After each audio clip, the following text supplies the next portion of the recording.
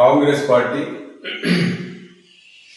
AICC అధ్యక్షులు శ్రీ మల్లికార్జున ఖర్గే గారు, లోక్సభ ప్రతిపక్ష నేత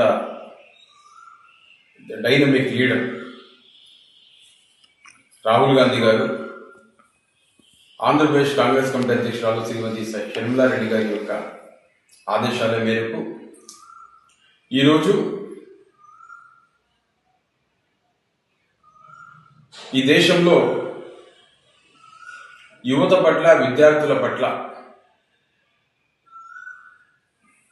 భారతీయ జనతా పార్టీ ప్రవర్తిస్తున్నటువంటి తీరుకు వ్యతిరేకంగా ప్రజల్లో చైతన్యం కలిగించాలనేటువంటి ఉద్దేశంతో ఈరోజు కాంగ్రెస్ పార్టీ జిల్లా స్థాయి యొక్క పత్రికా సమావేశం ఏర్పాటు చేయడం జరుగుతూ ఉంది.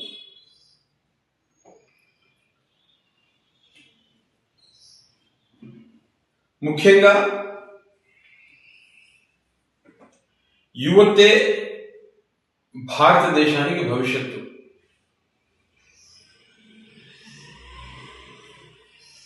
మీలోని ప్రతి ఒక్కరిలోనూ అసాధారణమైన సామర్థ్యం ఉంది. మీరు ఎదిగితేనే దేశం ఎదుగుతుంది. కాబట్టి ఈ దేశం మీకు అండగా ఉండాలి. ఇది రాహుల్ గాంధీ గారి యొక్క ఆలోచన, కాంగ్రెస్ పార్టీ యొక్క ఐడియాలజీ. మరి ఈనాటి పరిస్థితులు ఎలా ఉన్నాయంటే విద్యార్థుల విషయంలో చాలా ఘోరంగా మారిపోయినాయి. మధ్యతరగతి ప్రజలకు, పేద ప్రజలకు, వారి యొక్క పిల్లలకు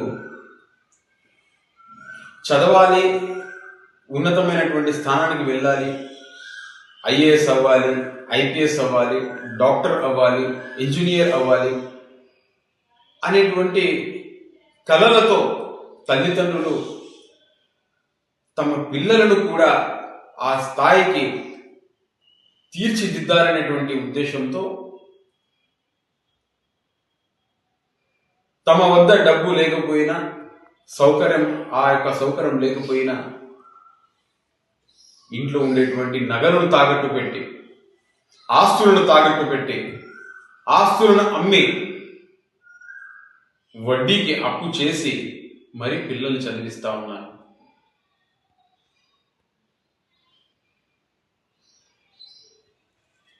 ఉదాహరణకు డాక్టర్ అవ్వాలంటే నీట్ ఎగ్జామ్ రాయాలి.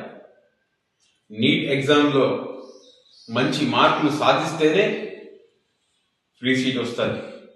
మరి ఈ యొక్క నీట్ ఎగ్జామ్ రాయడం కోసం కోచింగ్ తీసుకోవాలి. కోచింగ్ కోసం విజయవాడ, హైదరాబాద్, బెంగళూరు లాంటి మహానగరాలకు పంపించి చదివించాలి. అక్కడ హాస్టల్లో ఉండడానికి డబ్బులు కట్టాలి, పుస్తకాల కోసం డబ్బులు కట్టాలి, కోచింగ్ కోసం డబ్బులు కట్టాలి. మరి ఇంత కష్టపడి చదివిస్తూ ఉంటే తల్లిదండ్రులు, ఆ పిల్లలు కూడా తల్లిదండ్రుల యొక్క కోరికను నెరవేర్చాలి, కళను తమ యొక్క కళలను నెరవేరుస్తూ తల్లిదండ్రుల కళలను కూడా నెరవేర్చాలి అనేటువంటి ఉద్దేశంతో కష్టపడి నీట్ పరీక్ష రాస్తే ఈ దేశానికి మహమ్మారిలాగా పట్టినటువంటి భారతీయ జనతా పార్టీ ప్రభుత్వం వ్యవస్థ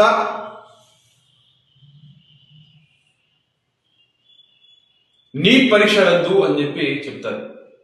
ఎందుకయ్యా రద్దు చేస్తారంటే పేపర్ లీక్ అని సింపుల్ గా చెప్తాను.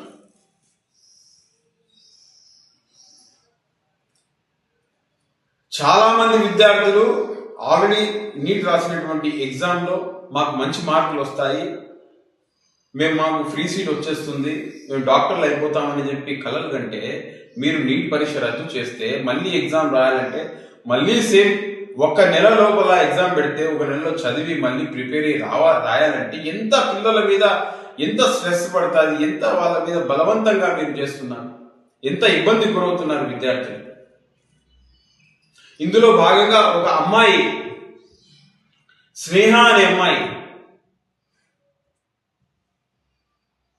ఆల్రెడీ రాసినటువంటి నీట్ పరీక్షలో నాకు మంచి మార్కులు వస్తాయి, నాకు డాక్టర్ సీట్ వస్తుందని చెప్పి ఎంతో ఆశగా ఉన్న అమ్మాయి మళ్ళీ ఎగ్జామ్ పెడుతున్నాము, పేపర్ లీక్ అయిపోయిందని చెప్పి తెలిసి ఆ అమ్మాయి మళ్ళీ నేను పరీక్ష సరిగా రాయగలను లేదు అని చెప్పి ఆత్మహత్య చేసుకుంది, చనిపోయింది. చనిపోతూ ఒక లెటర్ రాసింది వాళ్ళ తల్లిదండ్రులకి. ఆ లెటర్ నేను చదివి వినిపిస్తానండి. అమ్మా నాన్న, మీ అమ్మాయి బాగా చదివి డాక్టర్ అవుతుందని మీరు నమ్మారు, కానీ మళ్ళీ నీట్ పరీక్ష రాసే ధైర్యం నాలో లేదు. మొదటి పరీక్షలో నాకు మంచి మార్కులు వచ్చే అవకాశం ఉండేది, కానీ మళ్ళీ పరీక్ష రాస్తే కూడా అలాగే జరుగుతుందనే నమ్మకం లేదు. క్షమించండి అమ్మా నాన్న, మీరు నాపై పెట్టుకున్న ఆశలన్నింటినీ నేను నిలబెట్టలేకపోతున్నాను అని ఈ అమ్మాయి ఉత్తరం రాసి మరీ చనిపోయింది. ఆ తల్లిదండ్రుల మీద ఎంత భారం పడి ఉంటుంది, వాళ్ళు ఎంత బాధపడుతూ ఉంటారు. ఈ విధంగా ఈ ఒక్క అమ్మాయి కాదు, దాదాపు 8 మంది విద్యార్థులు ఆత్మహత్య చేసుకోవడం జరిగింది. సిగ్గులేని భారతీయ జనతా పార్టీ ప్రభుత్వం ఈ యొక్క నీట్ పరీక్ష రద్దుకు, విద్యార్థుల యొక్క ఆత్మహత్య బలిదానాలకు బాధ్యత వహించి కేంద్ర విద్యాశాఖ మంత్రి ధర్మేంద్ర ప్రధాన్ రాజీనామా చేయకుండా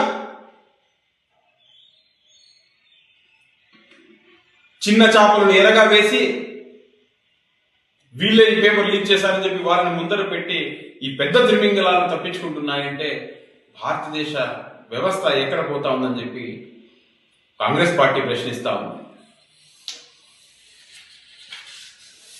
భారతదేశంలో విద్యా వ్యవస్థ,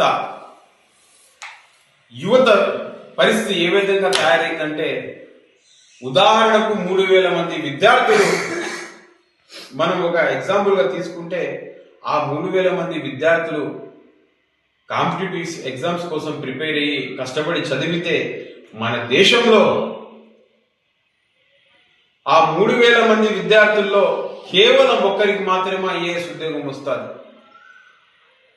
కేవలం 30 మందికి మాత్రమే ఐఐటిలో అవకాశం వస్తుంది. ఇదే 3,000 మందిలో 120 మంది మాత్రమే డాక్టర్లు అవ్వగలుగుతున్నారు. మిగతా యువత అంతా కూడా ఖాళీగా ఉండే పరిస్థితి. 3,000 మందికే ఇంత తక్కువ మందికి అవకాశం కలిగితే లక్షల్లో కోట్లల్లో ఉండేటువంటి యువత పరిస్థితి ఏంది? ఒకసారి యువత, విద్యార్థులు, వాళ్ళ తల్లిదండ్రులు, ప్రజలు ఆలోచించాలి. ఇంకొక విషయం తెలియజేస్తున్నాం. నీట్ కోసం కుటుంబాలు చేస్తున్న ఖర్చు అంటే నీట్ పరీక్ష, కోచింగ్, హాస్టల్, వాళ్ళు తినడానికి ఫుడ్, బుక్స్, ఎగ్జామ్ ఫీజు, ఇవన్నీ కూడా మనం ఖర్చు పెట్టేటువంటి డబ్బు ఎంతో తెలుసా? 1,32,00,00,000 ఈ యొక్క బడ్జెట్ దాదాపు కేంద్ర ప్రభుత్వ విద్యా బడ్జెట్తో సమానం. మన కేంద్రం విద్యా బడ్జెట్ 1,04,00,00,000. ఈ దేశంలో 5 పోటీ పరీక్షల కోసం కుటుంబాలు చేసే ఖర్చు కేంద్ర ప్రభుత్వం విద్యా బడ్జెట్ కంటే 3 రెట్లు ఎక్కువ. ఉదాహరణకు ఎస్ఎస్సి ఎగ్జామ్ కోసం 20 లక్షల కోట్లు, యూపీఎస్సీ ఎగ్జామ్స్ కోసం 25 లక్షల కోట్లు, ఆర్ఆర్బి ఎగ్జామ్స్ కోసం 36 లక్షల కోట్లు, జేఈఈ కోసం 1.3 lakh crore, నీట్ కోసం 1,00,00,000 32 లక్షల కోట్లు. ఈ 5 పోటీ పరీక్షలకు ఖర్చు పెట్టేటువంటి యొక్క ఖర్చు కేంద్ర ప్రభుత్వంలో education, health, labour, science, women and child ఈ 5 శాఖలకు కేంద్ర ప్రభుత్వం బడ్జెట్ కేటాయిస్తుంది. ఇంతటి బడ్జెట్ని ఈ 5 రూపంలో ఉండేటువంటి పోటీ పరీక్షల ద్వారా ప్రభుత్వం ప్రజల నుంచి లాగుతా ఉంది. భారత విద్యా వ్యవస్థ దోపిడీ యంత్రాంగం మారిపోయింది. ప్రైవేట్ స్కూల్స్ తీసుకుంటే ఎల్కేజీ, యూకేజీ, ఫస్ట్ క్లాస్ చదివే స్టూడెంట్ ఫీజు ఈరోజు ఎంత? 30,000, 40,000, 50,000, 1,00,000, 2 లక్షలు, 3 లక్షలు. మళ్ళీ పుస్తకాలకు వేరు ఫీజు, యూనిఫామ్కి వేరే ఫీజు. ఒక మధ్య తరగతి సాధారణ కుటుంబం, పేద కుటుంబాలు తమ పిల్లలు చదివించుకోవాలంటే చదివించుకోలేనటువంటి పరిస్థితి. విద్యారంగం చాలా కాస్ట్లీగా మారిపోయింది.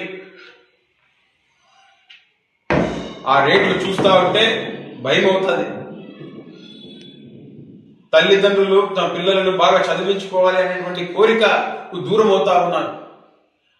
ఇంత ఫీజులు తీసుకుంటున్నా, ఇంత దోపిడీ ఈ ప్రైవేట్ విద్యా సంస్థలు చేస్తూ ఉన్న ప్రభుత్వం చూస్తూ నిమ్మకు నీరెక్కినట్టుగా ప్రవర్తిస్తున్నటువంటి తీరు చూస్తూ ఉన్నాం. ఇది మారాలి, ఖచ్చితంగా ఈ వ్యవస్థ మారాలి.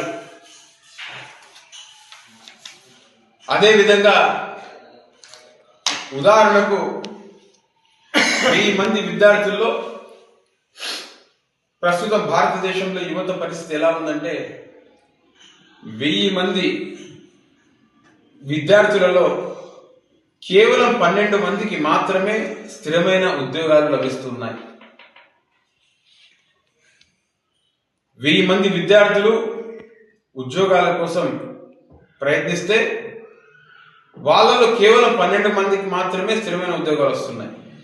691 మందికి అస్థిరమైన, భద్రత లేని ఉపాధిపై ఆధారపడుతూ ఉన్నారు. 297 మంది విద్యార్థులు నిరుద్యోగుల్లాగానే మిగిలిపోతా ఉన్నారు. ఇది మన భారతదేశంలో యువత ఎదుర్కొంటున్నటువంటి సమస్యలు. మన పిల్లల కలలకు అండగా నిలిచే విద్యా వ్యవస్థను నిర్మిద్దాం. కాంగ్రెస్ పార్టీ దీనికోసం పోరాడుతుంది. రాహుల్ గాంధీ గారు దీనికోసం పోరాడుతున్నారు. రాబోయే రోజుల్లో భారతదేశ వ్యాప్తంగా 28 పట్టణాల్లో, మహానగరాల్లో కాంగ్రెస్ పార్టీ ఆందోళన మొదలుపెట్టబోతా ఉంది. ఈ నెల చివరిలో ఢిల్లీ నుండి ఒక మహా పోరాటం దిశగా కాంగ్రెస్ పార్టీ అడుగులు వేయబోతా ఉంది. కాంగ్రెస్ పార్టీ డిమాండ్ ఒకటే, కాంగ్రెస్ పార్టీ ఆలోచన ఒకటే. ప్రతి ఒక్క విద్యార్థి పెద్ద కలలు కనడానికి ప్రోత్సహించాలి. ఆ కళలను సహకారం చేసుకునే అవకాశాన్ని కల్పించాలి. మరి విద్య అనేది ప్రతి కుటుంబానికి అందుబాటులో ఉండాలి. ఇది కాంగ్రెస్ పార్టీ ఐడియాలజీ. దీనికోసం కాంగ్రెస్ పార్టీ విద్యార్థుల పట్ల, యువతకు అండగా నిలబడి పోరాడుతుందని చెప్పి తెలియజేస్తా ఉన్నాం. ఈ యొక్క భారతీయ జనతా పార్టీ యువత పట్ల కానీ, విద్యార్థుల పట్ల కానీ ఎటువంటి చిత్తశుద్ధి లేదు. ఈ భారతదేశ నిర్మాణం కోసం, భారతదేశాన్ని ముందుకు తీసుకుపోవడం కోసం విద్యార్థుల యొక్క పాత్ర, యువకుల యొక్క పాత్ర చాలా ముఖ్యం. యువత లేని దేశంగా మనం ఊహించుకోలేం. యువతనే ఈ దేశానికి వెన్నెముక అని చెప్పి కాంగ్రెస్ పార్టీగా తెలియజేస్తా ఉన్నాం. కాంగ్రెస్ పార్టీ ఈ సందర్భంగా యువతకు జరిగేటువంటి అన్యాయాల పట్ల, విద్యార్థులకు జరిగేటువంటి అన్యాయాల పట్ల డిమాండ్ చేస్తా ఉంది. వెంటనే కేంద్ర ప్రభుత్వానికి సంబంధించినటువంటి విద్యాశాఖ మంత్రి వెంటనే రాజీనామా చేయాలి. కేంద్ర ప్రభుత్వం దీనికి బాధ్యత తీసుకోవాలి. మీరు అధికారంలో వచ్చినప్పటి నుండి దాదాపు 80 సార్లు పేపర్ లీకులు జరిగినాయి కేవలం 12 సంవత్సరాలలోనే. మీరు ఇంకా తల ఎత్తుకొని తిరుగుతున్నారంటే అది మీ విఘ్నతకే వదిలేస్తా ఉన్నాం.